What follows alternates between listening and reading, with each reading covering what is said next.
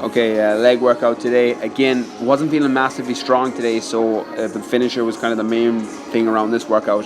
I'll put the whole entire workout in the description, but I started with hack squats, just slow negatives, pause at the bottom for 4 sets of 15. Again, as I said, I very rarely drop to lower than 15 on leg day, just because it's the range I respond best in. And then elevated heel goblet squats. Anyone that's got not a great range of motion on your squat and you get an anterior pelvic tilt where you tilt forward when you get too low, try elevating your heels. Makes a massive difference for your range of motion and keeps a lot of tension through your quads. So I supersetted that with the isometric lunges. So it was 15 squats and then 8 lunges each side. And then I went straight on to the finisher, which was 5 rounds total. It was lunges, so dumbbell lunges. I tried to keep a kind of a leg focus on this just because I couldn't get a pump in my legs properly, so I tried to keep a focus in the finisher.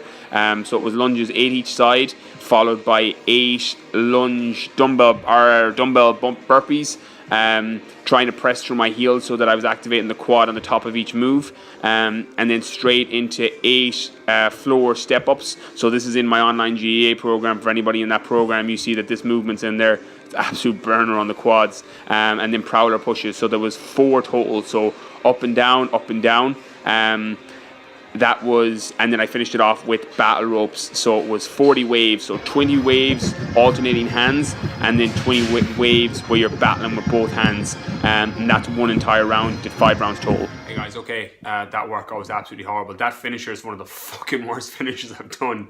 I definitely recommend trying it though. I'll probably start with like 3 rounds and then kind of scale up as needed. Just going to do a quick tip on how to make the most out of every workout. So a couple of things, like one of the most frequent things that people ask me is that they see me training and they normally say you kill every workout. And for the large part I do. Every workout I tend to try and give it my maximum for whatever it is that day. A lot of that comes down to my nutrition, down to my supplements, my food, things like that to speed up recovery. But also a lot of it comes down from an instinctive style of training that if my body's not feeling a certain movement on a certain day, I won't train it.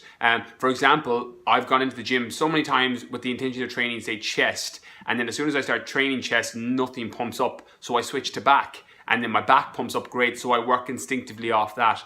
The same way as when I'm in doing a bodybuilding split and I'm like, well, fucking nothing's pumping up today, I'll go and do a finisher, or I'll go and do a CrossFit. All those workouts, those finishers, I make up off the top of my head in the workout, whatever I'm feeling that day. So a lot of it's instinctive. But it's the tip I'd give anybody that's lifting and anybody that's training, that don't flog a dead horse. If you're not feeling a certain movement, switch it up. Now there's an argument for progressive overloading, and if you're following a program, it's different. So if you're in like somebody's program or in, say, my online program or something like that, you stick to that as much as possible, because obviously the layout of the week is designed so that you're able to hit it and crush it every week, and crush every session. That's the idea.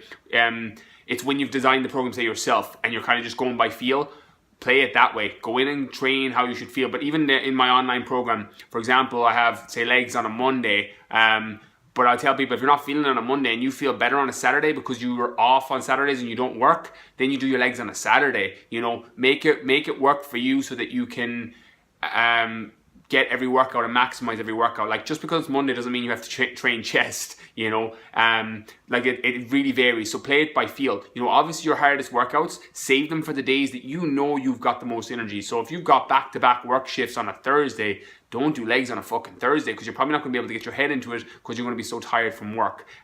So just instinctively learn what's going to work best for you. Just because it's on a program, this is what's so good about my online program, because people are in the group and they can ask me questions, and I'm like, oh, well, look, if you feel better on a Saturday, do your legs on a Saturday, you know, or whatever it is, and we go through it. So it's one of the main benefits of being in the online program, because I can track and monitor it. But just for the people that aren't in my program and aren't in anybody else's, where you're being tracked by, you know, someone like me or another trainer, that's what I would do. Play with it, have a feel around for your own body and see what works well, and then apply that.